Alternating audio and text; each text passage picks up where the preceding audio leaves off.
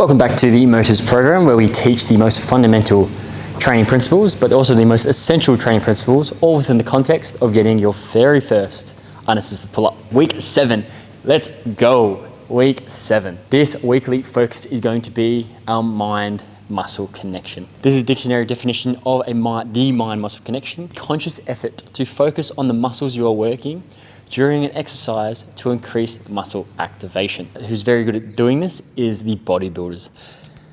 Bodybuilders are very good at activating the muscles that they require. They want to work their legs, they know exactly how to really engage their quad muscles. Some of them are very good at knowing exactly which muscles in the quad they can engage. You know, some of their shoulders and their chest. They know how to engage different parts and different heads of the muscle.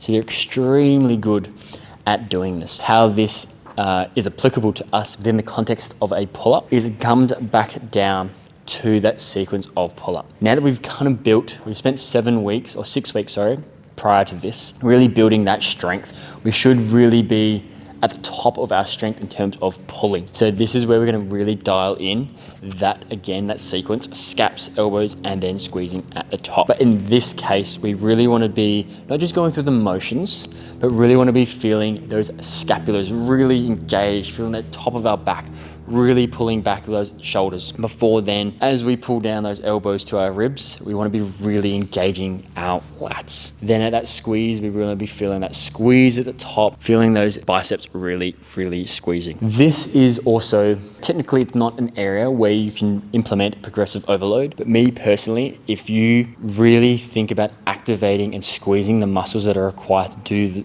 particular exercise, you do get increased stimulus. You really increase that stimulus and you really feel like you've worked harder in that particular set. Whether we're doing banded pull-ups, bicep curls, lat pull downs, really want to be feeling that squeeze at the end, ensuring that we're activating all the muscles that we need. A good way to know that within that particular rep or set, that you did really activate the muscles and that mind-muscle connection was really strong, is that pump. So all the bodybuilders always talk, you got a good pump.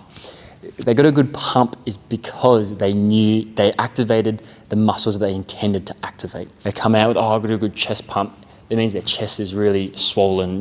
They've activated that chest, and then they know that they've worked the muscles they wanted to work. I want you to start feeling that. Hopefully you've been feeling that throughout this program. Hopefully you're feeling, a pump in your biceps, in your lats, in your forearms, in your back. You're feeling like that increased blood flow to those muscles.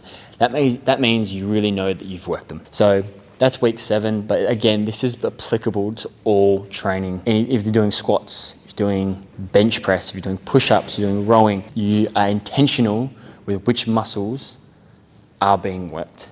Your mind is telling your quads to work, and then you feel your quads working. It means you have a good mind-muscle connection with those muscles. Keeping that in mind, hit it hard. You guys are so close. I really hope that you guys are starting to get really close to your first unassisted pull-up, and I will see you guys in the final week, week 8.